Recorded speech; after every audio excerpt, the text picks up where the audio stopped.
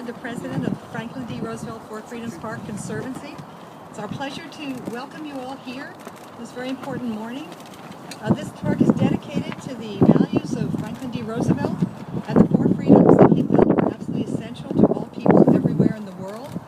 So it's really quite fitting that our Congresswoman Carolyn Maloney has chosen to gather the Ukrainian community representatives here this morning on the day that the UN votes on sanctions and the day before the vote no vote takes place in Crimea. Let me give you to our Congresswoman Carolyn Maloney. I want to thank my good friend Sally Menard in the Four Freedoms Park for allowing us to be here today for this very symbolic reason. And we are here with the Ukrainian community. I wanted the young people to come and stand with me. And they are holding the pictures of people, the heroes and heroines that have died in the pursuit of the four freedoms and of liberty. I am here as the United Nations vote is taking place, and we will be announcing that vote, and the vote will start tomorrow in the Crimea. I have here a picture of Roosevelt when he was in Yalta at the Crimea, and he spoke about the four freedoms there. And he spoke about the four freedoms in his speeches before Congress, and it was a fundamental part of his values and his beliefs, and it is the four freedoms that we are fighting for to keep in one of the young people on the picture.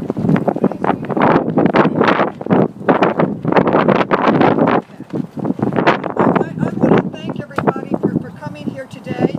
At today's Independence Rally, we are here today to demand Ukraine's freedom. And we are here today to say strongly that America stands with Ukraine.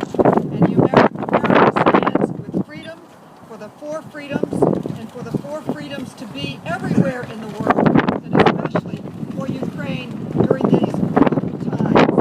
I am pleased that I am with the Ukrainian Congress Committee, the Organization for Defense of Four Freedoms of Ukraine, the Ukrainian Youth Association, the Federation of Ukrainian Student Organizations of America, and the Razom for Ukraine. We also have a representative from the Tatar community, the Crimean Tatar community that has been so strong for these freedoms. I would also like to commend Ukraine's Prime Minister for coming to Washington and to New York last week to address the UN, where he reaffirmed his country's commitment to democracy and to freedom. We are all Ukrainian today, and we come here together to condemn the sham referendum, the unlawful aggression, the thuggish tactics, and the politics of provoking that are taking place in Crimea today. This spot, the Four Freedoms Park, was selected today for good reason.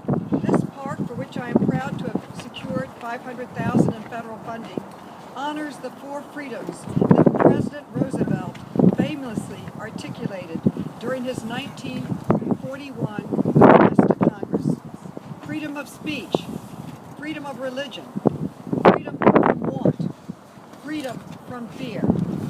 These freedoms should be the right of people everywhere in the world, President Roosevelt said. And we are here to say that these four freedoms should be the right of Ukrainians. In 1945, as World War II was drawing to an end, President Roosevelt sought to assure those freedoms, and he traveled to the Crimean Peninsula to attend the Yalta Conference. There he met with Winston Churchill and Joseph Stalin, and we have the photograph from that historic meeting.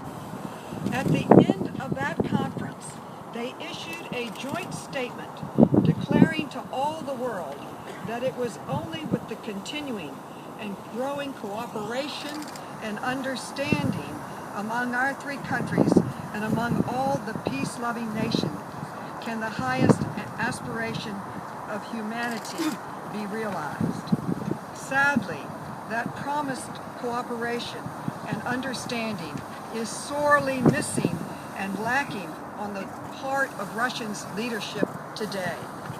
What is happening in Crimea is a complete and total disgrace to the spirit of the four freedoms. What Russia is doing in Crimea is clearly illegal and morally reprehensible. Russia has violated the sovereignty of the peace-loving people of Ukraine by invading and occupying Crimea. Russia now controls the Crimean Peninsula and its parliament and is using it as a rubber stamp to orchestrate a sham referendum to take over Crimea. Voters will not be given the chance to vote for remaining a part of Ukraine. That is not on the ballot. Their two ballot choices will be officially join Russia, number one, or number two, officially break from Ukraine and have the freedom to join another nation like Russia. So basically, it is join Russia now or join Russia later. The ability to say no is not on the ballot, and the charade is scheduled to begin in just a few hours. And as we speak, the United Nations is now voting. This bit of pretense violates Ukraine's constitution and makes a mockery of the Budapest Memorandum. The Ukrainians are peace-loving people. They gave up their nuclear weapons with the promise and the understanding that their freedom would be protected. In 1994, under that agreement, Ukraine gave up the third largest stockpile of nuclear weapons in the entire world in exchange for security guarantees and a promise that Russia would respect Ukraine's sovereignty. We see today what Russia's promise is worth.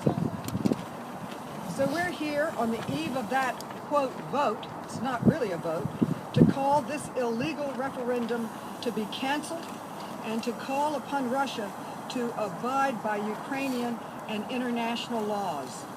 They need to pack it up and they need to get out. I now, at this moment, would like the Dobrinsky brothers to sing the national anthem of the Ukraine, followed by the national anthem of America. Americans are standing with Ukraine.